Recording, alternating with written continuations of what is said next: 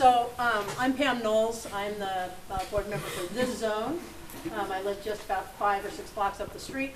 All my kids went to Grant, Da Vinci and Buckman were their middle and high and elementary schools. Been on the board 5.5 years. Thank you very much.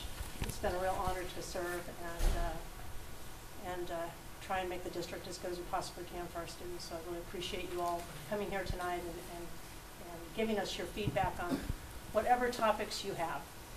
We are here basically just to listen to what you are thinking about. We may have some answers or at least some comments back, maybe not answers. But the one thing we do ask is that you ask a question in 3 to 5 minutes. Try and keep your question a question. And that we are going to try and get around to everybody who has a question before somebody gets a second bite at the apple. Okay? And that's it. So, and these are my colleagues, you guys. And I'm Greg Belisle. I'm technically Zone 7, which is Southeast Portland. Of course, we're elected citywide because we represent all students. I've been on the board for going on, this is my last year, 4th year for my term. And again, it's been an honor to serve, and I look forward to hearing what you all have to say and what's on your mind. Hi everybody, I'm Bobbie Regan, and I've been on the board for 12 years, so just finishing up my 3rd term. And my zone is on the west side in the Lincoln cluster, so I have 2 kids who graduated up through Portland Public Schools, through Lincoln High School.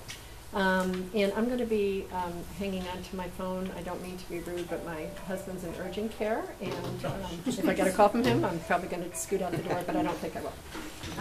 So anyway, thank you so much. And we're going to show a... We're showing the video first? Yeah. Okay. You want to talk about it a little bit, Bob? Sure. So one of the other roles that I have is I'm the Vice President of the Oregon School Boards Association, which is a statewide association that oversees and provides support to 198 school districts, board members across Oregon.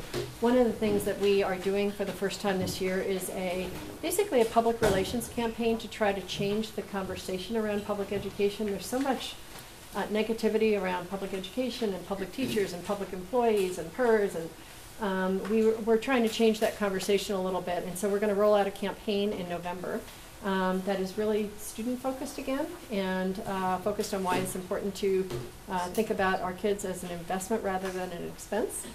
And so this is a teaser for the campaign that's coming. It's just 60 seconds, and we just wanted to kind of let you see it, and you'll see more as time goes on. Oh, interpreters are available. Oh, so we have interpreters. If anyone wants to raise their hand, if you need interpretation services, you want to say that in. Mi nombre es Dimas Díaz, yo hablo español.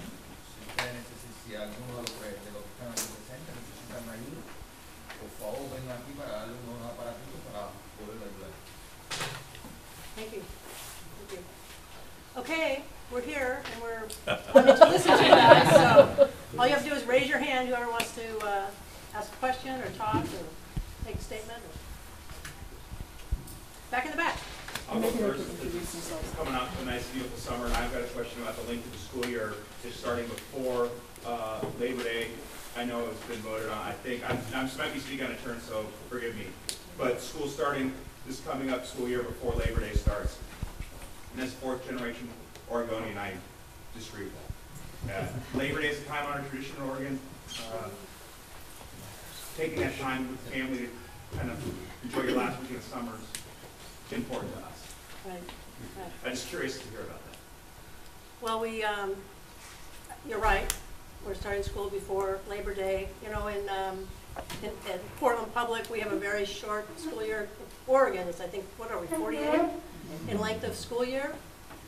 In fact, if you have a child and they go to school in Washington, through their 13 years in public school, they'll go to school a whole year more than our children do here because of the length of the school year. So what we did was just try and add days, and we put them at the very beginning of the school year instead of at the end because we felt that it was more important to have our students be more prepared for some of those tests that come at the end of the year, like their AP tests and those kinds of things. So we added the days at the beginning instead of at the end. And it's my hope that we're going to be able to add more and more school days. And Will that be something going forward that will, beyond this 1 year's a test run, will that then continue? yes, So as far as For this, now. and that's already in the planning and voted on and done? it's in the planning, yes, it is. Okay, and if you want to object to that or continue to fight against that? Yes. Like, I'm all for more school years, Yeah. but everybody knows the best month in Oregon is August. I mean, anybody who's from here knows that. In the sense, the kids back to school in August, when our schools are adequately prepared for 95-degree weather, is, I think, not a satisfactory answer. I think take more time in June. It rains in June. So we're It here does. until July 4th. Yeah. And I just wanna And, make sure and we're- in July, you know, we go to the 15th. I think Go ahead, Bobbie. the main issue is if we want our kids to be competitive with other kids. I mean, my niece is in Atlanta where it's very hot, you know, start school second week of August. So, and my sister's kids in New Jersey start before Labor Day. So it's not satisfying from a family perspective, but if you're looking at what's best for kids academically, and especially at the high school years when they're taking IB tests and AP tests and they're 3 weeks later than kids in other parts of the country who are taking those same tests, we're just trying to start moving it up a little bit. So. But you can continue to talk to us about it. Well, I think a lot of people agree with me, and I'm not saying everybody in this forum does here tonight, but I think a lot of people aren't even aware this change is happening, and I think maybe sending that message out earlier and sooner so people could give you some honest feedback would be beneficial to everybody. Okay, I great. think going to, but I had no. half my kids' teachers don't. My kids go to Alameda, Beaumont, Grant, you know, it's, I think something to be discussed further with more outside opinions. Okay, great. Great. Thank you. Thank you. Right in here. Hi, I have a question about the boundary change. Just as far as right now, the current policy, I think states that if you're in a school and the boundary changes, that you would stay in that school. If it's Beverly Cleary that we're talking about, is there consideration with like kids that are in their 7th or 8th grade year for that? So I know that all of you know that we're undergoing, especially you people at Beverly Cleary, you know all this. You could probably tell me. But, you know, we are receiving a report from the Students Advisory Committee on Enrollment and Transfer. I think it's next week we're going to get it, and then there'll be some discussion about it, public comment opportunity at our board meetings. And I can't give you an answer on any of that right now because we don't know. So there could be changes to the policy, or There could be. There might not. There could be. Okay, typically, I mean, traditionally, what we've tried to do is if you're in a K-5, even if the boundaries change, you're able to stay up through 5th grade, and that's traditionally what we try to do. There have been times when we have sort of a crisis situation where there's just, you know, too many kids or too few kids where we've gone away from that. And we are doing a whole boundary review process with PSU where we're going to be looking at a variety of facets of that, including whether we should be looking again at middle schools versus the K-8 model. There's going to be a whole variety of things mixed in there. But in terms of enrollment and transfer, I think we generally try to be as accommodating to families as we can, but some situations don't allow it. So I guess I just want to make my plug that if there's like 8th graders that need to be moved their last year of middle school, if that's something that you can avoid, that would be great. That's good. Yeah. I was just gonna piggyback on that real quick about, I didn't want to assume that everybody here knows that we're undergoing a boundary review. I mean, I know many folks have, but what we heard the last time we went to do what's called an enrollment balancing in the Jefferson cluster, we heard really loud and clearly from the community saying, listen, you can't just keep doing this cluster by cluster because we all join next to each other. And so we took a step back and said, okay, let's try to see what we need to do a whole system-wide, a whole district-wide.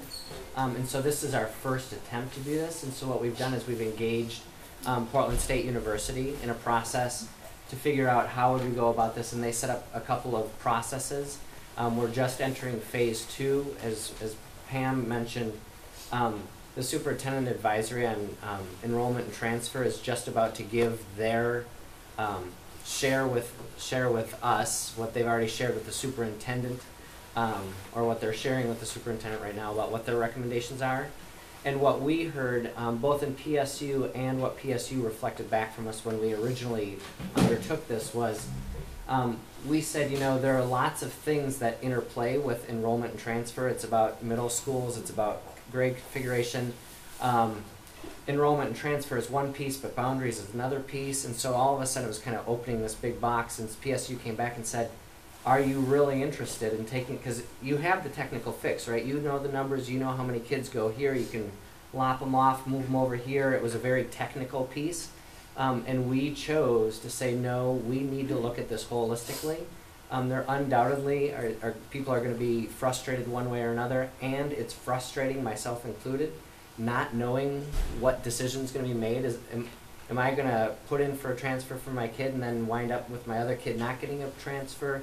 There are lots of things, and so I just want to assure you that I think we understand there are really real consequences to the students that are in our classrooms every day to this.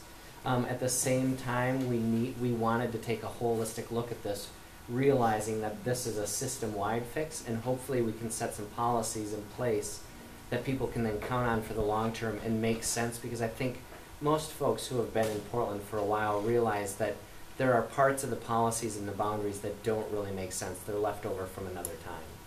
Is there a time frame for having this all delivered, decided, and communicated? He asked if there's a time frame. It's 2 years. It's a year So and a half we from now, know- so it won't be decided for us to make the changes in this for next year. It'll be the year after that. So it's basically a 2-year process. We have, this first year, we're going to be talking about what we're calling Tier 1 and Tier 2 schools. Tier 1 meaning like Beverly Cleary, where you almost have to do something before next year. And there's probably 5 schools in that Tier 1 category where we have to look at some kind of adjustment. It may not be a permanent adjustment. We have to do something, whether it's a portable something, for next year. So we have kind of 2 processes going. One is kind of the short term for those schools that have kind of immediate needs. But the idea is to try to roll almost everything, if we can, into the 2-year process, so that we're looking more holistically at the whole system and what, you know, when you move something here, it tweaks over here and the rest, and we're trying to be a little more holistic about it. But it's going to be frustrating because it's going to be a longer process. Sure, It's it's just a the lot more changes gray won't be area. for the changes won't happen this 14-15 year. We won't have them For done most schools. for folks for the 15-16 year. So the first year will be the 16-17 year, where the policies and the boundaries would hopefully be implemented. Okay, so in the meantime, for those in the Beverly Cleary district or Tier 1 schools, there's going to be just kind of this still kind of living in almost no person's land, while we take the incremental approach to being somewhere we're going to be long term. That's what I'm hearing. The group is being Still pulled working on together. that. That's going to be trying to do Looking at something that. sooner. Sooner. Will the sooner solution be the permanent solution, or a no temporary solution? Well, the group is being pulled together, and we'll see what happens. So there was somebody right there, and then you. I have a sort of related question about longer term boundary adjustments, I guess. It's my understanding, and I'm trying to figure this out, I'm looking for help to figure this out, that when a family moves out of a school's neighborhood, their children can keep attending that school. And my kids go to Beverly Cleary, and I've seen it a lot in our neighborhood, where a family moves out of the neighborhood, their kids keep going to Cleary, and then another family moves into that house and their kids go to Cleary. And so my concern is that even if or when boundaries are redrawn, that we'll keep suffering from overcrowding. So I wanted to know whose policy that is, and if it were to change, who would do that? So yeah, that is our policy right now. It's current district policy, PPS policy.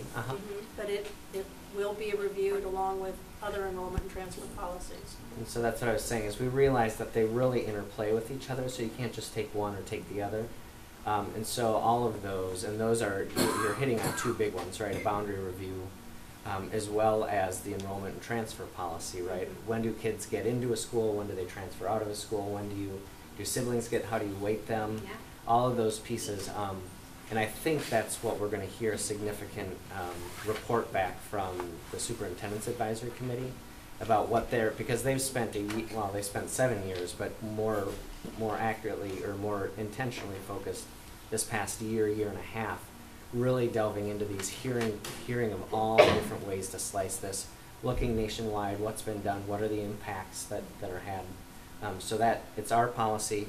When that comes time, the school board will have to either change that policy or re-endorse that policy. Thank you. Mm-hmm. And there will be plenty of time for public comment around all of that. Right? Oh, I just wanted to say that you're saying 2 years from now, but we've already been waiting a year. I just want a little 2 years. acknowledgement. Mhm. Yeah, we've actually waited 2 I years, know. but we've really been waiting for 1 year. So you Yeah. Beverly Cleary? Yeah. So that's not a 2-year process, that's a year. Well, but You guys are you're a saying- tier 1 school, so Okay. we're moving faster on Yeah. that. So, because we're in our year I and know. we made a lot of sacrifices for Mhm. I that. came to those We're meetings. happy to do it. And I shouldn't say happy, but I mean, there's a lot of people who pulled together to do it. And to say, oh, it's not going to be taken care of, it makes us all kind of, it just makes it Hard. I know. churn. It's really hard. I can acknowledge that it's really difficult. I know.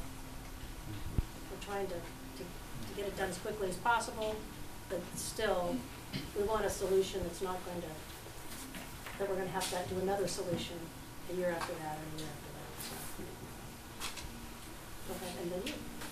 Can you talk a little bit about successes and failures of past rebalancing? So we can have some lesson learned, so, because I feel like we're just constantly in this churn cycle of rebalance. And So I it's was just going to say, if you look long-term, I mean, in the 12 years I've been on the board, we were, for the first 10 years I was on the board, we were doing budget cuts and our enrollment was decreasing. And so that is a completely different scenario, but because of that, we closed a variety of schools. We moved to K-8 model through that process in some areas. And now our enrollment is picking back up again, which is generally great news. But we're adding about 500 to 600 students a year. And so it's a really different model now. We're going from kind of a deficit model in terms of the budget and closing schools to our consolidating schools to all of a sudden now realizing that we may actually be reopening some of those same schools. And it was interesting during that period because we got a lot of push from people to, especially because the budget was so bad, to sell those buildings. And we resisted that, which I'm very grateful we did. So we actually do have some capacity to move it back into some of those buildings again. We either did some short-term leases and the rest. So, it's hard to say in terms of lessons learned because we're coming out of a completely different cycle than we were in. I mean, lessons learned could have been, well, maybe somehow we should have figured out how to keep them all open, but I don't know how we could have done that and had any kinds of reasonable class sizes. So, our choice was to close and to use the savings from that to try to maintain larger numbers of students so we could have full enrichment opportunities for them. We're now at the point where we have too many students in a building and we're kind of going in the opposite direction. We've got to take it down again. So I don't know if you have any. Well, I'm specific thinking of a examples. couple of what I would consider successes. I think the challenge with considering things successes is there's almost always trade-offs. So sometimes somebody in the process doesn't feel like it was a success from one point or another. But before I was on the board, there was discussion with Superintendent Phillips about closing, and I'll speak to this just because it was in my area and I was familiar with it, closing a southeast school. So it was either going to be Grout, or it was going to be Dunaway, or it was going to be Llewellyn. Now, Edwards did wind up getting closed, so that's why I say I want to balance this, right? So those families would not feel that this is a success because they had to get shuffled someplace. But there was talk of even more closures, and they found a way to re-boundary the southeast. And now we're in a position where the schools are overcrowded again. The challenge with this, so another more recent example as a result, kind of carrying on that same theme, is Llewellyn was busting at the seams, similar to Beverly Cleary. And it was really, really full. They were packed in there, and they said, we have to have some relief. And so we looked at a whole bunch of range of options.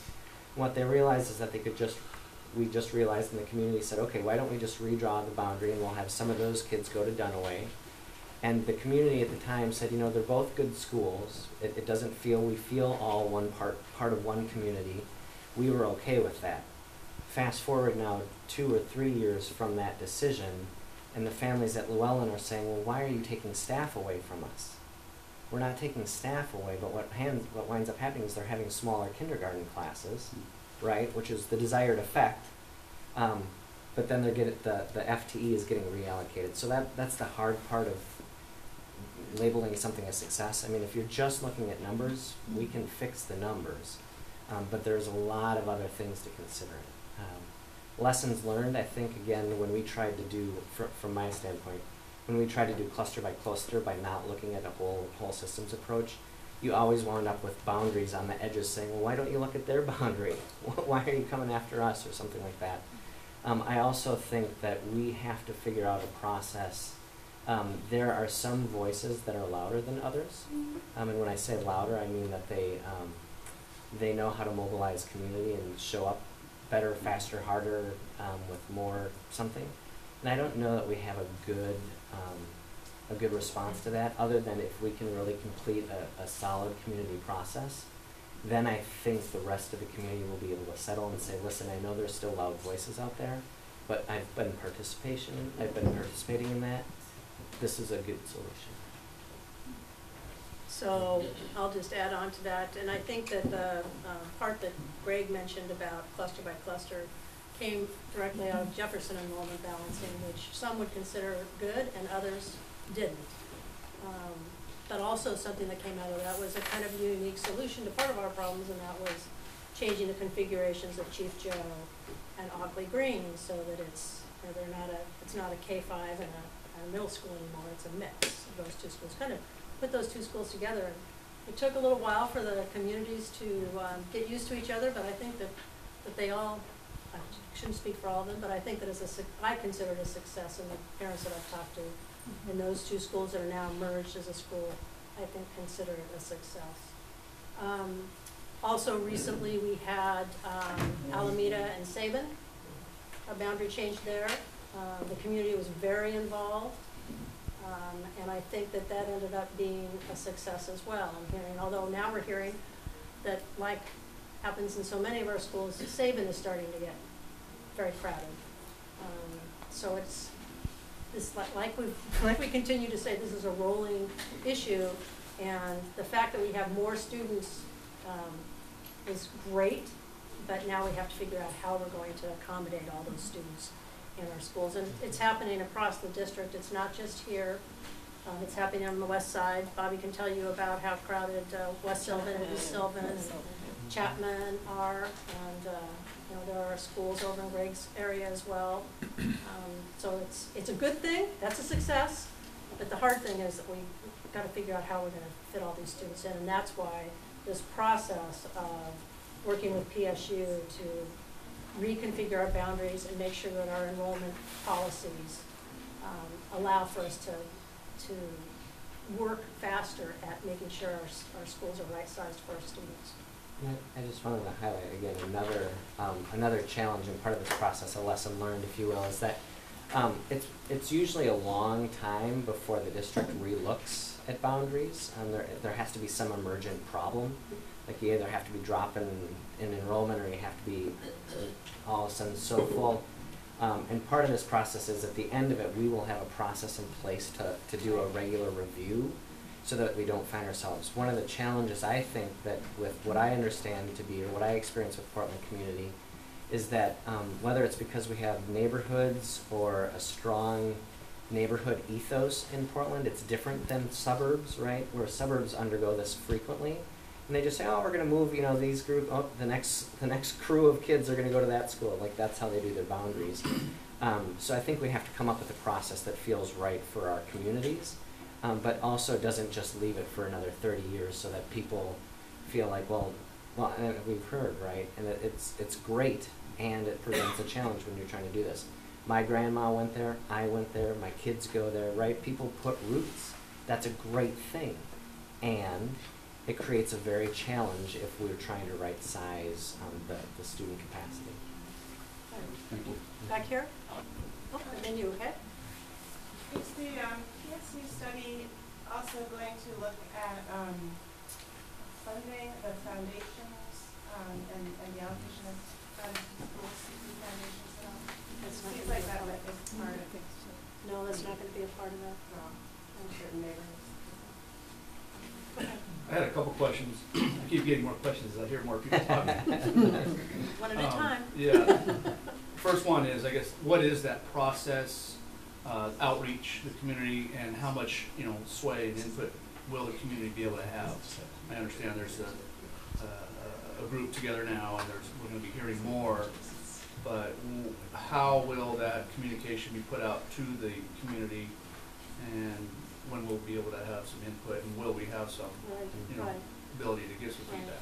Well, that committee is being formed now, and there will be some parent representatives on that committee. If you're interested, then you should contact John Isaac, who is sitting right over there on that. And we'll use all the regular channels that we usually use for communication, but I'd be very interested in hearing what you guys think the best way to reach your community is. So, I think we're going to be doing some massive surveys also right. to try to really make sure that everybody has a voice. So how do you like to get your information? How do you find out? How'd you find out about this? It was on the Beverly Clarity listserv, the email that comes out. Others? PTA. PTA? Anybody else? Phone message. Phone message? Anybody get a postcard? Postcards, okay? So Now, wait a minute. I get, Sorry. yeah. You gotta wait. There was somebody back here. I just I'm sorry, go ahead. wanted to follow up what I think Bobbie was. The last time we spoke with PSU, they presented a really well-developed plan about outreach, and they said they were recommending to us, and we gave them the kind of go-ahead, yes, this is the right plan, that there would be an overall district target. We want to hear from 50% or 60%. John, can you help me with some of the numbers? 40% average at every school, 40% average at every school, 50% district-wide, and 60% of any school that would be impacted by boundary change. Okay, so we've set some really hard targets to make sure that we can say we have a certain critical mass at each of those schools. Because we know that oftentimes, if you look at a district average, right, we heard a lot from school A, but not many from school B, so we had to set some school-specific targets. And we realized that we wanted to have a threshold higher for the schools that were potentially impacted to make sure that they were getting to hear about it. Back there. I think one thing that would help would be a definitive source of information. If I Google this meeting or Google other things, and you get Oregonian pieces, or you get some things on the PTA or some things on the school's website, it's hard to know for certain what the answer is. For instance, the latest question earlier about the previous policy about taking the thing at school, I've heard people who are sure, confident, and they're very answers. Some say, oh, it'll be that way for sure, and some say, oh, no, it's going to change. So there's lots of, no one knows for sure. So the more you can put out there here's where you go to, here's what you read, if you read it here, it's from you guys, and it's, as far as you currently know, that's what it's going to be. It would be very useful. So I believe the Portland Public School website will be that source over time, and I think that we're actually going to be putting information up there, even from these town hall meetings, the kinds of questions that we got and responses. So I think we're going to be attempting to do that through the Portland Public School website.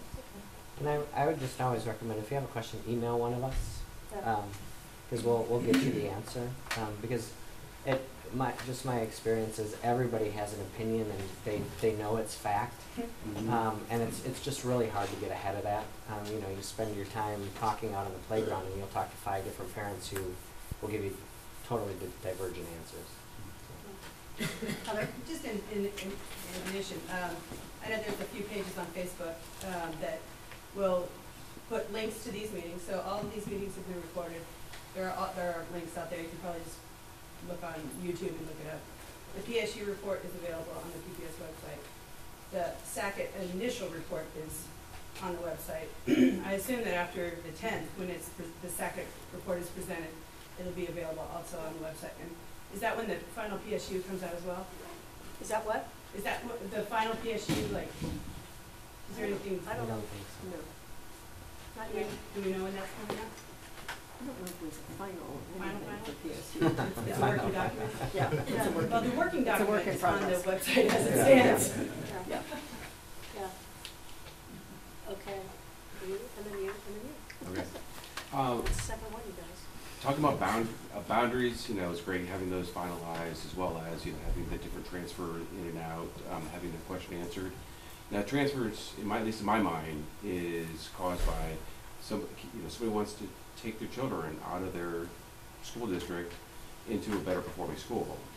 Or they're going to be looking at, you know, better ways of evening out school performance and performance in the schools, district-wide as well. Yes. So I think that's what the, this second group is the superintendent's enrollment and transfer policy group. And that's exactly what they're looking at, to make sure that there is a real balance of opportunity for whoever wants to do that. So, you know, in their preliminary recommendations, it looks like they're going to be recommending that we eliminate neighborhood to neighborhood transfers through the lottery process. And so there could be a petition process if there's a specific reason why you want to move from one neighborhood to another. But they have a variety of different recommendations that they're going to be coming out with. And a weighting, so that if you're, for example, a focus school, which doesn't have a neighborhood boundary, if your focus school demographics are not consistent with the demographics of that neighborhood or of Portland Public Schools in general, then the weights might change in a lottery to get into that, to have it look more like the other schools. So, and you know, clearly one of our goals as we go is to ensure that every school is a great school. So you won't necessarily even feel that, but perception way outlasts reality.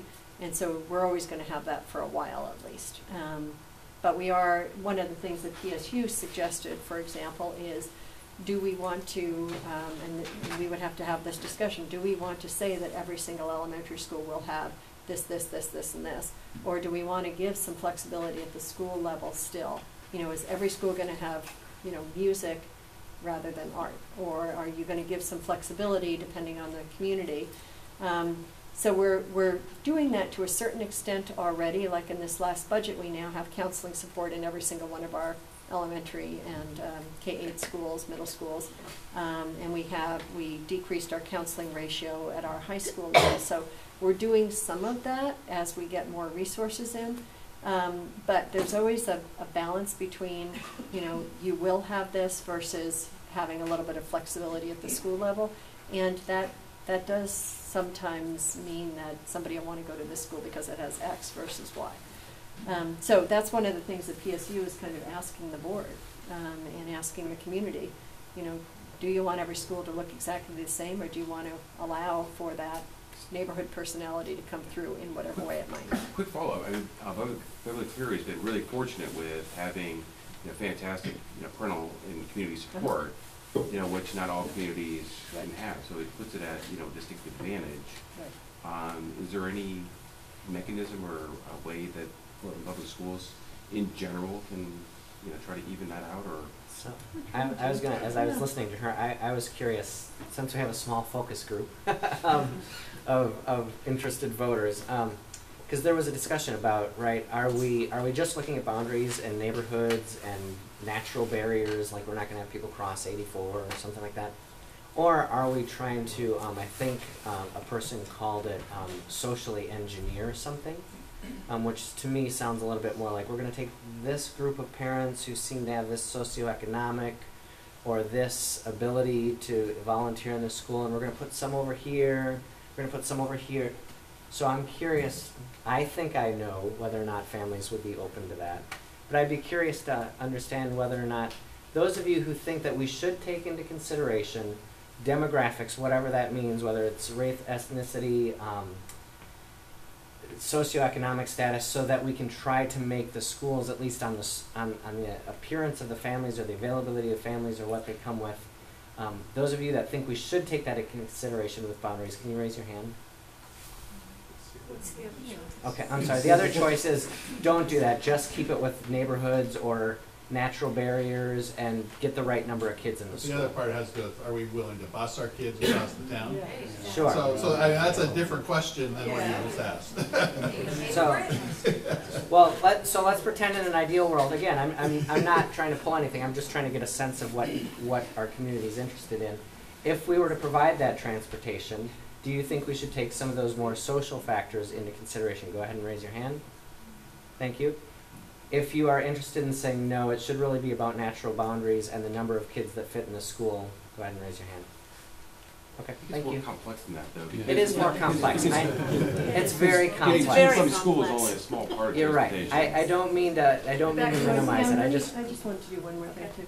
So the other question in terms of family engagement, just so you know, we have, as a board, allocated a fair amount of budget dollars to try to increase family engagement at all of our schools. And so we are contracting with culturally, representative groups to try to see if they can engage parents more.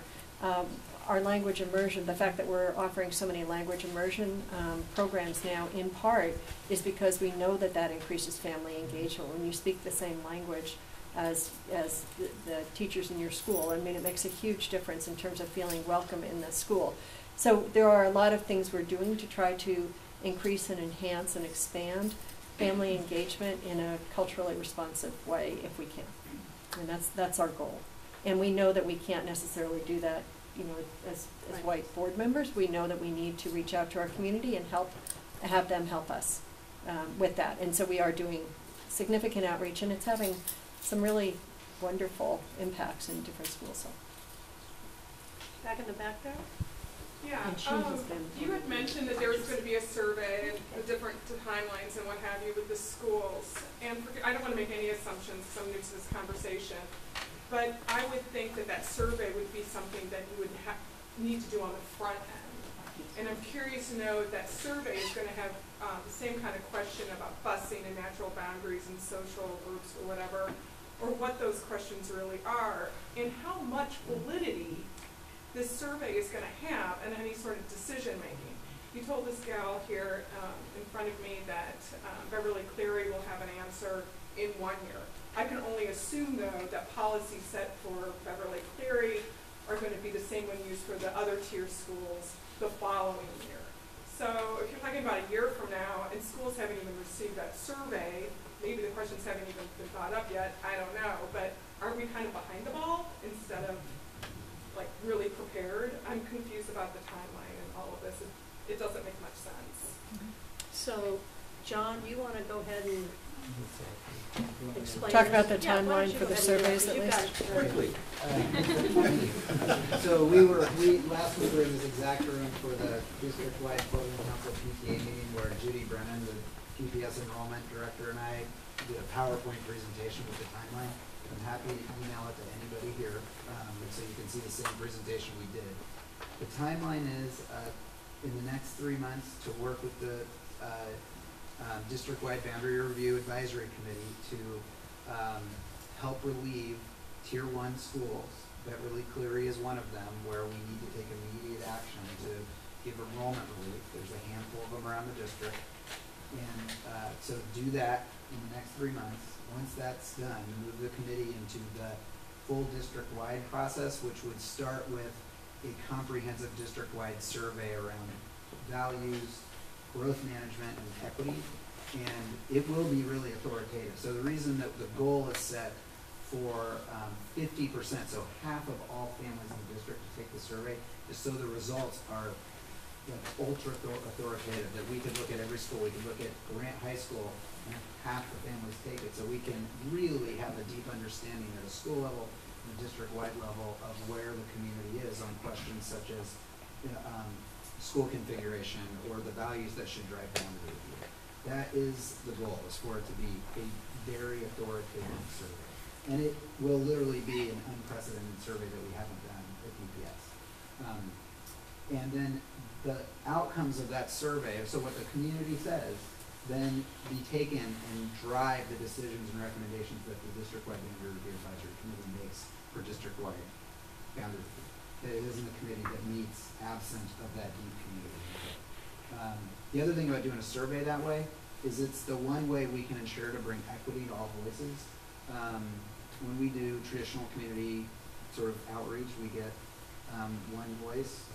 We've developed different strategies for reaching out to different groups. It's a way for us to do one large process that everyone, all groups that have different ways of engaging with the district can get all of that input into one tool.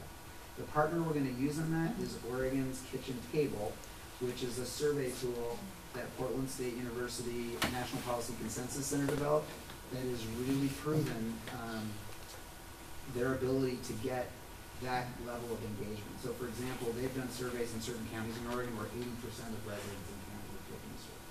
So we're not doing it alone, we're doing it with the experts who know how to do that type of survey. Does that answer the question? So a year from now, the District-Wide Boundary Review Advisory Committee will issue its district-wide boundary review recommendations. That won't just be limited to boundaries, they'll make recommendations about school configuration, program equity, all of that stuff. So when is the survey? The survey, so thank you for asking. We're going to be launching a school climate survey in January, okay, which will give everybody here the opportunity to answer questions about your experience at your individual school, and that will be open from mid-January to the end of February. And then the district-wide growth management survey will open middle of March and be open until April. So we're going to ask you to take 2 surveys next year. One will be about your experience at your school. So how do you experience your individual school? And then one will be about what's your view on district-wide management issues, okay? And so they'll both be open for 6 to 8 weeks because that will allow us to drive the participation in the survey. And the results will be made public. Okay, got it, there. Okay, so I'm switching topics. Oh, I'm sorry. I had a question about Common Core, the testing. If I recall correctly, when my daughter was taking Oaks exams, they would actually take this test multiple times, maybe only twice, until the students showed mastery or they plateaued. So I'm hoping with the Common Core, they only have to take it once, so we're not tying up a lot of academic time testing. Do you happen to know the answer? I'm sorry, I missed the last part of your question. Are they only going to be allowed to take it once? Yes. Which I'm hoping, so Yes. they're not, Just one they could time. be learning more No, instead no. of testing more. Just one time, and what was you had another question to that though, wasn't there? Yeah, That was it, okay? Thank you. So, and we're not doing the Oaks test the state isn't going to be doing the Oaks test anymore, it'll be a smarter balance test. So, Just so you know. yes, one time, the testing window is narrowed. The state predicts that the test will take 8 hours. The people that piloted the test, the schools that piloted the test before it's being rolled out, predicted that it would take somewhere between 15 and 16 hours. So that's fine. I mean, they would take like Oaks over 2 days or whatever, so they could finish it. But then so I guess some students were taking the whole thing I over understand. again, like a couple What months later. I'm saying. We're not doing that anymore. What I'm saying is that they won't have the chance to finish it if they didn't finish it in 8 hours. Okay. That's what they've narrowed the testing window and said one time. That's fine. And here's your chance. Yep. Okay. I just wanted folks to know. Except there are accommodations for students who might not fit into that box. Yes. And then there was a state statute change that dealt with the issue that you're raising to limit the ability to do all that. Oaks test. I think the Oaks test for the last couple of years has just been a one-time test, I think. Okay, others, Yeah, I thought just maybe in the interest of this community leaving the room with some shared facts in response to the fact you see a lot of things, don't know quite what to believe. I think there are 2 facts I've heard this evening, and I appreciate if you guys would correct me if I'm getting them wrong. One is the short-term fix for Beverly Cleary in the next 3 months being decided. That decision will occur, that decision process will occur without the benefit of any of the surveys and other processes that I think sound very promising. So that's number 1. Number 2, although we talk about how Beverly Cleary certainly needs some solution for its space next year, in the sense that it won't fit back into Fernwood Hollywood next year. One possibility of more than one possibility that may actually occur, one possibility that's been identified by PPS-E&T for next year is to remain sharing RCP with access. So that would be one short-term solution that could be adopted in this next 3 months time period. Was that a question? 2 facts, and my question really is, did I get it right or did I get it wrong?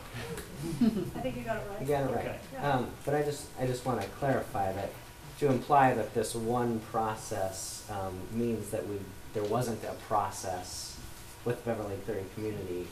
I just want to make sure folks know that staff have been fully engaged quite frequently with folks. We've heard from folks at Beverly Cleary about that, but your facts are correct. We hear a lot from Beverly Cleary. So. Which is understandable. It's fine. No, it's true. good. It's good that you've already had a turn. Well, I think one of the things that's a concern, because you are hearing from Beverly Cleary, and I'm from Beverly Cleary, is that this idea that a starter school would be created prior to creating this holistic plan, looking at grade level configuration, and then outreaching to those other communities. Is Alameda going to be part of that school? Is Rosewood Heights going to be part of that school? Is Laurelhurst going to be part? There's a big picture that's missing, and I think the Beverly Cleary families deserve to be part of a whole approach to the first new school that's opened in I don't know how many years. I just think it needs to be done right. It was a school that probably shouldn't have been closed, and we still have members of the community that have children at Beverly Cleary that went through the closure, lost their school, and now their second child is, or third child is going through this whole process again. So I would encourage you to really study the numbers, know the population, and use a holistic approach. And I've heard that feedback before, but thank you. And just so you know, for my purpose, on Thursday, Heather back here is taking me on a tour of all 3 of the schools, and I'm going to go, tour the whole area, just because I'm, need to be as familiar as Pam is with this particular cluster as we're looking at this decision. But more importantly, that is what the district-wide boundary review committee is going to be looking at, is all of those things. And I think the general hope is that we don't actually go about changing boundaries at this point, and that waits another year, and that we're looking at something a little bit more temporary, but we just don't know yet. So. Right. And I'll be at Terry's next coffee. I'm not sure when it is on my calendar with me, but I think it's a week or 2 from now, so I'll see you there too. Let me make sure I get the people who haven't spoken yet. You, and then you? I just moved here from Atlanta, where we start school August 2nd. Sorry about that. But so I just moved to 43rd in Fremont, really close to Beaumont, and I've heard rumors that now all of a sudden 42nd is going to be a boundary, and my kids will no longer be able to go to Beaumont, they'll go to Alameda, somewhere else. Do they take walkability into this in the study? Is there a way for us to find out the metrics that they're looking at in the PSU study? I can't answer that, but I'm going to guess that it's somewhere in that survey about what your values are. One of those would be a walkable neighborhood. That would be my guess, given that we're here in Portland. So if John can take it down and make sure that it gets there. In the past, sorry, just in a side conversation. In the past, that was one of the criteria. How do you minimize transportation? And how do you work with natural, like Fremont's a really hard, can be in some places a hard street to cross. And so trying to take those into consideration, that was absolutely one thing that used to be considered. But again, with PSU, this will be are we considering the right things, and what should we be considering? It's a reopening of all that. Let's see. There was somebody. There you go, right there. I just have a question more about, a couple times we've heard about the configuration of schools, so I wanted to kind of get more clarification, like if the survey came back and people were really advocating K-5 schools or middle schools, what that means and what the process, since that's another really huge issue along with just the technical boundaries, how that's going to be addressed based on the feedback you get from the surveys. Well, it depends on the feedback from the surveys and how it will be addressed. If it doesn't come to as an issue, then it will be addressed maybe not at all. If it comes up as the main issue, as something that 100% of people think, it'd be reviewed in a different way. What would be the technical fixes, and that would be then be part of the conversation. And I just want to highlight the process. I feel this yearning, and I totally understand this. What is the process, right? So they're going to do the survey. It's going to go to a committee that's going to make some advice. They're going to make some recommendations. Then eventually it'll come to the board. The board always, when there's a policy that requires the board to be involved, will have to make the final decision. And that sometimes is a little bit where the assuredness of what decision is going to be made is thrown a little bit off. Because we hear many different voices. And if we don't believe that, so for example, you said check the numbers, for example, right? There was an indication of those numbers aren't really working, that doesn't really make sense, double check that. So then that throws sometimes decision makers into questions about, are we confident in this input? Are we confident, which is why John said, you have 50% of a district, you have 60% in schools affected, you have 40% of a building, you can be confident in those results, that it's not just about the loudest voice. And so that sometimes is the challenge, is that the process that goes out has to feel really secure and solid. So again, if the configurations come back, I think, from the discussions we've had, which have been limited, I think that the board at this point is open to those discussions, that there isn't a predetermined, oh, well, we can't give that place not a middle school, or we have to change that from the K-8. I think one of the main things that has been a concern for me around K-8s and middle schools, and I think that they both have valid reasons why we should want them and pick them. But in our district, we have some places where our buildings cannot hold enough students to make a K-8, and then we end up with not enough students there, and then we end up with not enough offerings, and so I think that as we look at this, I'm pretty sure we're going to look at K-8s in middle schools, because I think that we have to make sure that our offerings to our middle school students are equitable across the district. And I think the only way we can do that in some of these smaller schools that really can't hold enough students to have a viable K-8, we're not going to be able to do that. I don't think it's fair to the students. So, but on the other hand, there are really great reasons why you would want a K-8 for the continuity of the teachers, of the students, having the older students care for the younger students, having the older students watch their behavior more because they're young students. I mean, there are a lot of reasons why K-8's parent participation continues at a higher level.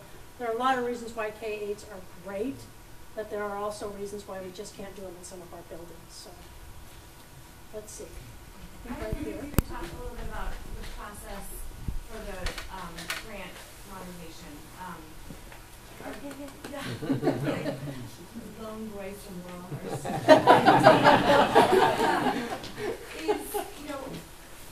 going to be a committee that looks at all three schools so that, they think about how to use the money most effectively, concern about transportation and, those are all going to be similar for each of the schools that go.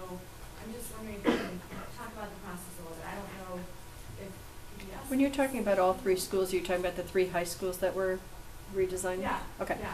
So Roosevelt will be rebuilt with the kids staying on campus. Okay. And so they're not going to have the same transportation that you're going to be looking at here or in Franklin. So, and the reason for that? Well, there's enough space there for it, and there's several buildings at Franklin that are going to be able to be torn down while they're doing it. They'll be able to be in the buildings, and then they'll be taken down later. But it's just a different situation there. So Marshall, over this next summer, is going to be renovated and ready for the kids from Franklin, so they'll be in there for 2 years, and then the kids from Grant would move over there for 2 years. And it's a beautiful school if you haven't been over there to visit. It's really big and it's really beautiful. And they just got a new track and field and the rest same as everyone, and there'll be transportation the whole time. In terms of the process, yes, there will be bus transportation for all of the children. And you're basically taking your whole community and just moving it here. So you'll have the same teachers, the same counselors, everything will be, it'll just be moved for 2 years. Just be Grant Generals over at Marshall. Right. There'll still be generals, there'll still be gray and blue, Well, there'll still be... meeting with the superintendent from Grant, and she said, the principal, and she principal. There wasn't. She said, It's TriMet. you take the max, right, and she said, I'm not sure how 1,500 kids actually are gonna be able to get there, because they haven't, but, so there was a lot of actually, there isn't a lot of information coming to the parents. And I know that's one small piece, but. There will, yeah, it's a significant piece. There'll be a lot more information as we get closer. You guys are pretty far away Maybe 3 or 4 from years out. that, and, you know, we'll learn a lot of lessons, say this, but we'll learn a lot of lessons from Franklin, in addition to that, so. And I'll just mention, I don't have it, now that you've drawn it into question, I don't have a definitive answer for it. So I'm counting on the staff here to make sure that they get an answer, and that'll be posted on our frequently asked questions, that'll come out from this. Because it's a significant, if I were here trying to figure out how to get my kid to school, I'd want to know. It was budgeted. I think too that Carol's point is that we're a little bit out and there's going to be discussion about transportation. There's dollars attached to the bond for transportation. It depends on how everybody else uses it. And, you know, I think, because I've heard some of her talk about transportation, getting high school students to get on a yellow bus and ride across town may be more difficult. You know, people, because I have a junior in school, and it's very different when you're thinking about your 3rd and 4th grade kid, and then when you see them when they're 14, 15, 16. So I think everybody knows transportation is really important and want people to have feedback on it too. Right. Yeah, I'm just curious about the process of who's making decisions about, you know. About the school and what it's going to look like? Yeah, and just how those dollars get used. There's a design, as there was for Franklin and Roosevelt and for Fabian, which is the one that I sit on. Bobbie sits on the one for Roosevelt and Greg sat on the one for Franklin. So I think I'll let you guys kind of talk about how those committees worked. So each school has its own design advisory group, recognizing that each community is somewhat uniquely different. Staff and architects also staff those, and they begin to talk about, because as much as there are similarities between the school, there are remarkable differences. So for example, Roosevelt, that it used to have enough kids for us to be able to swing the kids on site and build, is a very different dynamic than relocating somebody for 2 years. The sites are different. They're all compact urban sites, and what people value at each site is different. So for example, when we started in Franklin, people really wanted to keep what they call the bowl, their football bowl. Until the architects came in, they said, okay, we'll keep the bowl. They presented 4 or 5 different plans, one of which didn't have the bowl remaining. It changed the field, and all of a sudden people fell in love with it. They're like, we want this. So that's the process that went through design advisory, and they're open to the public. People can come in and give feedback or whichever. But the architects and staff are the ones. Staff, ultimately, we're responsible for the dollars, right? So there's some desire to make sure that we're going to hold them accountable for delivering. So they'll be able to say, this is how we saved money over here. This is what was done over here. We have been, as you may have heard at one point, we changed the capacity from 1,500 to 1,700 that we were rebuilding for. We weren't sure how to use, we couldn't count on some of the money that we had raised in the bond because of a financing package. We need to wait for another bond sale before that. So it looked like we weren't going to have enough classrooms, and so the board authorized additional financing to make sure that all of our schools were built. Every time we made those decisions, grant funding and grant was included in that, so that it didn't wind up. I've heard some folks, in fact, one person says it to me all the time on Facebook. It says, you're going to run out of money by the time you get to grant. You're going to run out of money by the time you get to grant. We're not going to run out of money by the time we get to grant. You'll have had the advantage of 3 other schools having gone before and lessons learned already applied to this. But I believe it's coming up soon to begin master planning and begin that process. It's in the fall. Yeah, Spring? fall. I think spring, but fall for the DAGs, I think. There's back in the red. Oh, there you go. So we talked a little bit about the K through 8 curriculum versus the K through 5 in the middle schools. And I know that some Portland went to the K through 8 and some remain K through 5. And so I wonder, with all the discussions and how people kind of move to neighborhoods for the school if you have children, that maybe if the K through 8 curricula is more successful for people than getting some bond or something to build up the K through 8 schools that people are moving to the neighborhood to go to, so that they can increase the capacity at the existing schools. So for example, like Fernwood, remodeling Fernwood and adding 5 more classrooms or whatever it would take to do that. Does that even come in on the table, or are people thinking about that? Well, we have a. Yes. You know, and no. Yes and no. There is a bond advisory committee that looks at how we're going to move forward with the bonds. You know, we have a 30-year plan for bonds, hoping to get through every single school in Portland Public Schools. That committee and the board decided that it was best to start with our high schools. And so we're doing the high schools first because we think we can touch the most students in those high schools. And then we will be looking at the other schools. It's, I don't know, do you guys have something else you want to add to that? Another thing that's of interest, I think, on the state level is the state is going to be mandating 60 minutes of PE for every 6th, 7th, and 8th grader starting in 2017. So when we talk about enrichment for our middle school grades, 6th, 7th, and 8th, one of the enrichment classes will be PE per this state mandate. And so now you're talking pretty much about one other enrichment opportunity for your kids, if that doesn't get changed in the next legislative session. And so there's really a limiting, because of the state mandate, there's really a limiting of what will actually even be able to, what kids will actually even be able to take. So it may be in a middle school, you get to choose one other elective out of 12, where in a K-8 you have a choice of one other elective out of 3. Either way, you're taking one other elective. And so, yes? Well, I just want to tack on that one of the things that I came to understand as I looked at the bond and the 30-year plan and so on, is that by doing high schools first, and then middle schools, and then grade schools, most kids would only be affected once. Absolutely. Versus doing their grade school and then doing their middle school and then doing their high school or something of that effect. We're trying to do it this way, yeah. You know, disrupted lots of times. So doing it that way is a lot less disruption. No. Back in the back. I have a question that sort of ties on to that one. So I'm a Beverly Cleary parent. Everybody that I associate with in the northeast and inner southeast pretty much has a school that's either overcrowded or is full.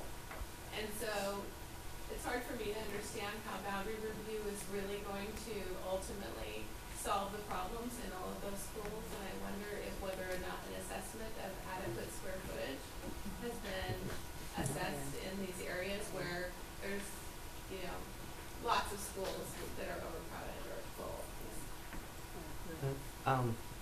Go ahead. I was just going to say, there have been lots of assessments of square footage, and with every one you realize it's harder to calculate than you realize, not just square footage, but do you count that space as a classroom? Right, where especially Beverly Cleary, I would imagine, is using rooms that were not designed as classrooms, but look, somebody's teaching in it. So do you count that? Do you take the number of teachers that are assigned to a building and then just figure out, could they all fit? Could they all teach at a given time? So there have been a couple of different ways to look at that. The Bond Advisory Committee recommended a certain way to do that, and so that's the one we're processing with, or proceeding with. But with that, there's always, again, another different slice. Well, have you considered that? Have you considered this? Building new schools is probably the most expensive way to adjust and try to accommodate space issues. And so that while we're in a 30-year bond program, it feels really tempting to try to fix the problem with building a new school big enough. We're also trying to look at equitable offerings across the entire district. And so boundaries, because they do all join each other, my understanding is that, especially even with closed buildings, we own enough square footage to fit the number of students. It's just how we parse them out, which would be least expensive, so that we could continue in a methodical way to rebuild an infrastructure which, you know, for the past 150 years has not been invested in. And I'm very excited because we are on this road of reinvestment that I have not seen since my time in Portland, between both the state funding, which we're going to have to continue to advocate for, and this reinvestment. People are stepping in and saying, yes, education matters to us.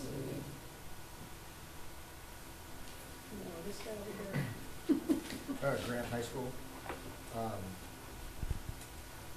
I grew up through the public school system, and I totally support it, advocate for it, think it's the way to go. My daughter, they're both hers, and my daughter's in 8th grade.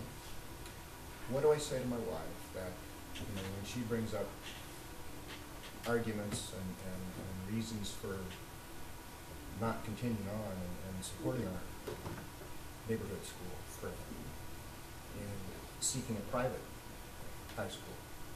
She's going, well, how can they tell us that our daughter is even going to have a really good high school experience? Is she going to be, are they going to have the classrooms? Are they going to have the activities? What about her high school experience? How much will that be damaged by this whole process? Is that even being considered in the process? And she's also very concerned about safety, having to have our daughter take a public transportation to get to school and back at night, and being very concerned about being harassed and so forth. And she's concerned that no one's really even thinking about the safety aspect of the kids, which it should be a top priority. Really should. Yes, absolutely. Because we don't want our daughter to be, attacked and molested coming back from a high school activity that should be just a few blocks down the street. We don't want that to be her, one of her first life experiences. So we're hoping that you guys are considering this stuff. Absolutely. Seriously. Considering all those things, absolutely. We don't want any of those things happening to any of our students. So what do I tell my wife? Do I say, I don't know what to tell you?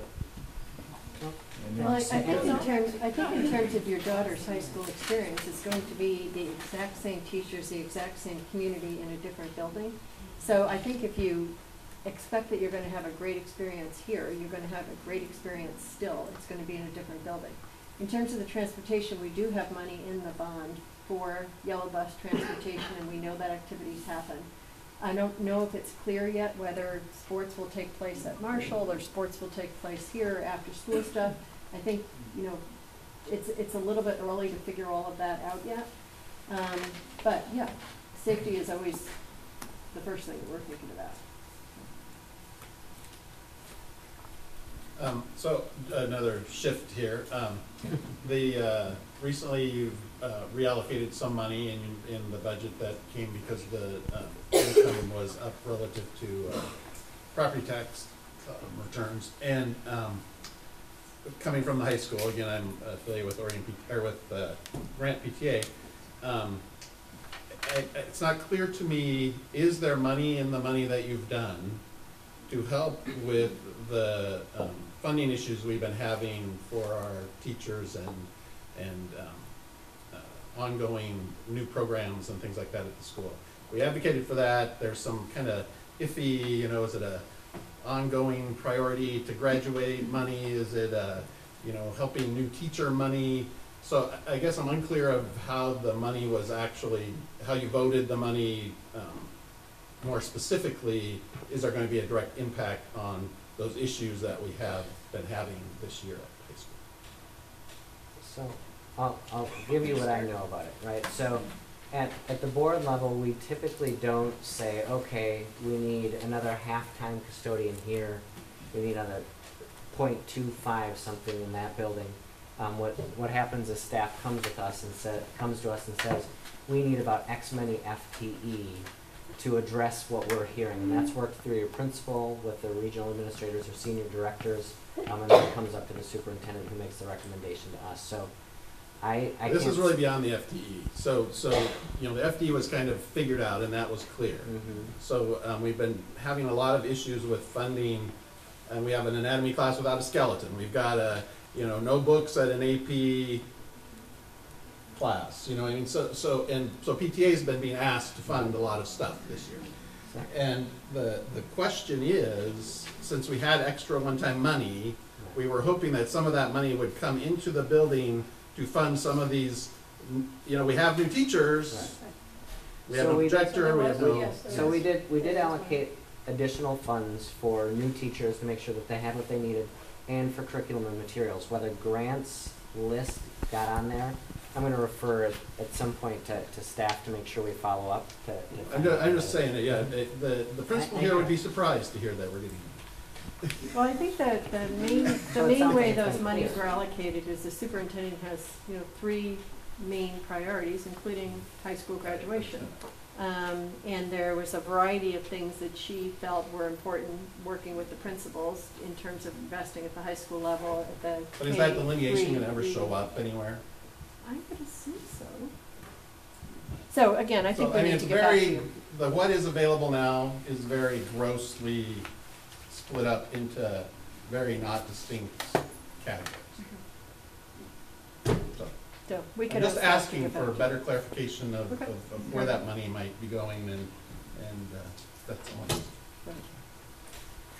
As you should ask. That's good. That's fair And enough. we'll get an answer to you. Thanks. Did you have a handle? Sure. Go ahead. Well, you mentioned the Save in Alameda thing and how it was kind of a success, right? Because with C-Savin now growing rapidly. But that's also not good because in 3 years, 2 years, at some point you're going to ask this community to change again, most likely. So what are we going to do besides redrawing? I know it's cheaper to redraw, but there is a toll on the families who got redistricted. When you were redistricted into Sabin, love it, it's a great school. But We don't want to go through it again. we don't want to go through it again, and we don't want the community to go through it again if we can avoid it. So what would you tell families like ours to do to affect how that minimizes the negative impact on us? Well, I tell you to participate in the surveys that we're gonna do. Okay. And to participate as we look at the different policies to figure out, you know, what we're gonna do about enrollment policies, what we're gonna do about how people can transfer in and out. Be involved in all that, because those decisions that we make about that make a big difference in how many students are in your school. How many students, I think there was somebody earlier who said a family moves out and their children still go to the school. And a new family moves into that house and their children go to the school, so that's an issue. That we have to hear from, the community that you'd like a change in that. So to me, it's about, we're going to eventually come up with a set of values or criteria.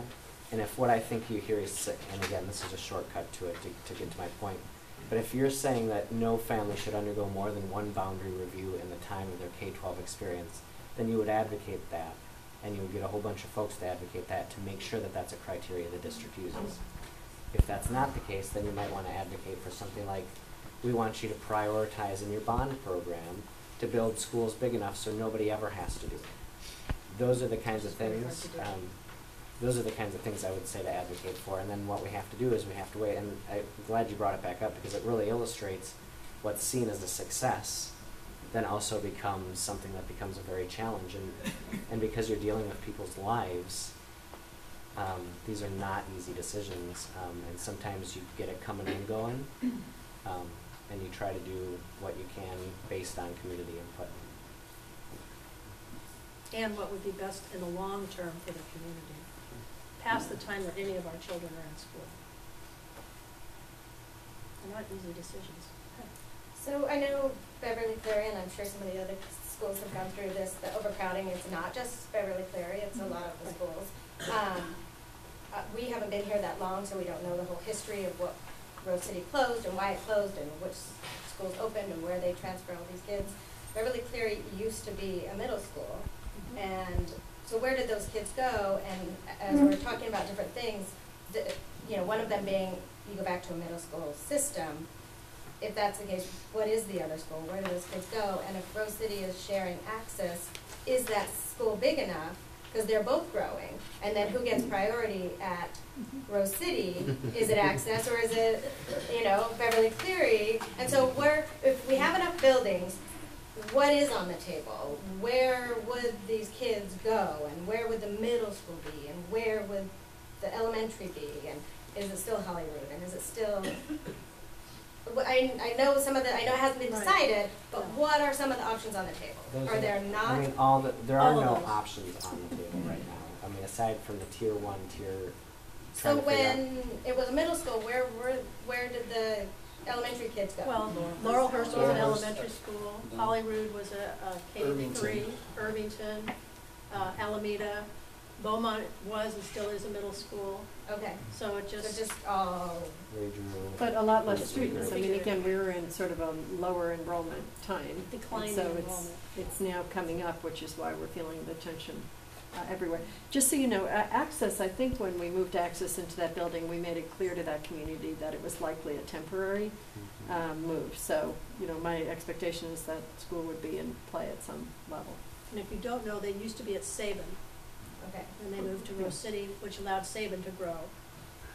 And was exciting for Access because they've been advocating for their own building because their whole program was in like 4 portables at Sabin. Right, and I have a friend who bought a house 5 houses down from Rose City, and thinking her kids would go there, and now her kids go out, and now they just reopened it, but her kids don't go to there because, you know, she could walk there, but now she can't. So, like, they're moving it around. Yep. Yeah. Way in the back. You keep mentioning taking a survey, and I think that's great. Will there be restrictions on how many times I can take a survey? You know what? I'm glad I really want to advocate for something. I work for myself. I can sit for my computer. I'm glad you said that because I asked that very question when PSU was there, and they talked about some of the ways they can control for multiple answers on. A couple more things. There was a skeleton in Craigslist I saw. Really articulated real skeleton. It was missing a couple fingers, but it's okay.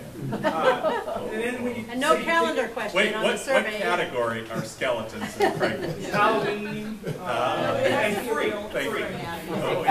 Free. Sorry, I just lightened things up.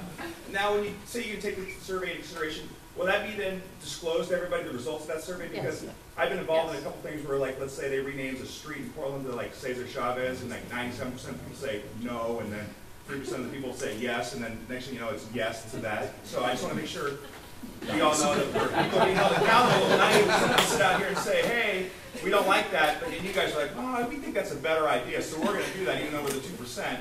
Then we'd like to come back to you and say, well, that's BS. So yes, the survey will be made public. And I mean, but to what I think might be an underlying point is that we know there have been processes that haven't felt authentic, and that was something else PSU came back to us and said, listen, there are some concerns about trust with your community, and so it's part of why we engaged Portland State University to say, listen, we need to make sure that somebody of reputable something to help us rebuild the trust to make sure we're doing this right. So I appreciate your levity, exactly, and to get to the real heart of what you're asking. Thank you. And can I just say, because I can't stand not to, in this room, I'm sure some of the alumni of the Rose City Park closing, there is an underlying unhappiness about PSU, that it was the PSU numbers that they all said, no, no, no, there's strollers all over the porches, blah, blah, blah. They're just, I'm sure you guys know that, but I just wanted to acknowledge it for anyone else in the room who's thinking about it. Thank you, and on PSU's defense, because we still get demographic reports from them, and they're very clear that, you know, 1 year is their most accurate, 5 years is tough, 20 years you're predicting people that aren't even born yet, right? But PSU, we engaged PSU's not their demographic, and I'm going to get the name wrong, but we engaged their Hatfield School of Government something. Center for Public Service. Center for Public Service, which I don't want to say more reputable. It's just a different part of the house that has a really good track record in public process and engagement. But I appreciate what you're saying. Okay. I was going to circle back to the fairly temporary versus the surveyed long-term decision. It's possible that the surveyed long-term decision will change the temporary solution. That is possible. Okay. There you go. I just have one quick comment. Has anybody talked about year-round schools and sort of the, well, no, but you can, I mean, you can have people stagger. So, I mean, if the schools are not occupied for 25% of the time, then you could actually increase your enrollment by 25% and not notice any difference. So some people may value summer, so they want summer off. People want to value winter and go skiing. And so you could have curriculums that's interreacting. You can say, yeah, well, we're going to have a year-round school where we maximize the use of our buildings. They don't go unoccupied for 25% of the year and not have to do anything about boundaries and not do anything about building new schools, not do anything about remodeling, because you're distributing it and now you're cutting your enrollment by 25%. So I see Scott's here. You went to Grant when you had split schedules, didn't you? No, when I went to Grant, there were, actually, it started out with, I think, around 3,000 students. And that was down from when my brothers and sisters were there. And they had 3 lunch periods. The first one was at 10:30 in the morning, which is a real bummer. Halfway through my high school, Adams High School opened up. So we only had about 600 in my graduating class because we lost a bunch of kids that went to Adams, which is the building that is no more. We also, this year, We've we've had year-round schools before. And staggered schedules, but we also, That's not the way year-round schools we also just this year started Rosa Parks as a year-round school. So we're looking at that, seeing how that works. So I don't know, as a result, or as a mitigating factor of our enrollment problems, I don't know that I've seen some serious proposal to mitigate it that way. I think one of the challenges is are things like nutrition staff, transportation issues. There are, and with high school it would be less of an effect, but there are other incurred costs to keeping the district operating but I haven't seen any real numbers, but it's I have heard it mentioned before. Well, I guess going back to, I think it was the first question about the school year length and front ending it, prior to Labor Day. Is that going to be on the survey as well, as far as people's appetite for sticking with tradition and nice weather versus shortening it or lengthening it against nice weather? Well, I see John back there typing, so I'm sure he's capturing that as a thought. I find it a little hard to fit that in with boundary adjustments. Well, it's a different type of boundary. Different values. I want my summer. I want your child in 3 months. I want my 3 months. Oh, it's not my June. You can have my June. Okay. Take June. So have we exhausted your questions? Because I want to honor your time. There's one more. Okay, fire away. Just raise your hand and that's I it. was just wondering if there's information available to what extent the change of the enrollment and transfer policy will alleviate the crowding problem. I have absolutely no idea how much of a problem that is contributing to the overcrowding, and it's difficult to make a opinion in the survey when you don't know how many people that is actually affecting or how much of a problem it is relative to boundary issues. I think for Beverly Clear, it was like 90 students total with transfer. Yeah, I think in a lot of our schools where there's been pretty high enrollment, we have slowly but surely been cutting off transfers in, or at least the neighborhood transfers in. And so I would find it hard to imagine that Beverly Cleary has a huge number of transfers. Now, you may have kids who started there who have since moved and are still there. That's what I meant. Right, right. That, So whatever that problem is called, there's kids who no longer live here but are still going to. There's usually a data packet, and I would be surprised since you guys have been in this. I mean, I saw one 2 years ago when we first started looking, but they're called data packets, and they're put out by the enrollment and transfer, and they talk about how many kids are in your neighborhood, what's the percent of capture rate, how many people attend, how many people come in from another school, how many are in another school, how many are. So it provides all of those data. John, what would be the fastest way for her to access that? The enrollment packets of profiles. Send me an email and I can send what we have now, but we're going to be creating a user-friendly website where people can view our reports. That will be up and running next year at some point. So. From 2000, this is located on the website. And from 2012-13, there were 92 transfers into Beverly Cleary. But so this is a year old. But right there, like, I think there's 90 transferring out as well. I think they're about equal. Yeah, it's equal or worse. Neighborhood students were 638, students from other neighborhoods were 92. So I'm not sure if I see that here. Okay, we had that information last year in a packet, and it was about equal Yeah. kids coming in. And we got it too, at the board level, we got that information. So just to clarify district-wide, Common Sackett, there's a number of overcrowded schools that would get worse if we lessen transfers. They would get more crowded. There's some big schools that would, it would ease off if we lessen transfers. There's some small schools that would get smaller if we cut out transfers. Some that would get bigger. So it's, Sackett looked at this 4 or 5 years ago, and he said, this isn't a transfer problem, this is a boundary problem, and that's when it brought people's attention. Otto? So, just to clarify another Sackett issue. You know, if you move, you can keep going to your same school. Sackett has not looked at that issue yet. We took care of, we've got 6 major recommendations we're about to come out with in the next couple of days. But that's on our plate for the next round. So it's out there, but it won't be addressed one way or another. Isn't that accounted by students living in other neighborhoods number though? But that If they report it. You would see it, but yeah, the policies the policy itself. Well, actually, the district's student tracking system isn't good enough to get down to some of that. If somebody's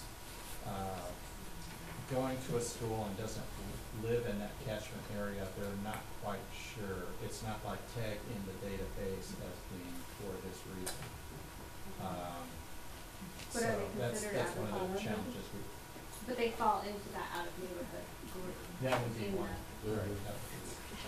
All right, we're going to stop Scott Bailey's separate meeting, but you can meet him back here in the back of the room because he's a fount of knowledge, and I trust that he has responses to many of your questions. So the question about on this document, two-sided, it's in the back of the room, and if it's not in the back of the room, take a picture of it or something. There is a GHS mod at pps.net email. You can sign up to get the regular email updates, and you should do that if you're in this neighborhood because it will be an ongoing process. Many of us have participated in the conversations of the other schools, and we can tell you they're bumpy, but they listen, and so get involved early and provide that input. I want to thank Barbara Smith-Warner, who's your representative if you live in this neighborhood. She's our House representative. And I love that she remembered that PSU data, because a bunch of us remember the stroller issue. Survey. And Superintendent Smith is here in the back of the room. She's been listening to all the stuff we've been providing. And then, oh yeah, it's tomorrow's election day, and one of the ways to take a whack at class size is to pass the renewal of the levy. If the voters endorse that levy renewal, there's an additional 40 teachers that will be spread out over the district. So if you haven't put this in the mail, thank you for letting me have a visual aid. I have one of these at home. I'm sorry. Yes, take it to McDonald's. Take it to McDonald's. Yeah, I want another day. Or the library. So, and then who was here for the prior boundary meeting last week? That's good. So we had about 140 people here, all over the city. And then if you want more information through PTA, you have to make sure your PTAs are putting your contact info up, because we will endeavor to get that message out to you, and then we'll keep prodding the folks at the district to do better on messaging too. So, thank you. Thank you all.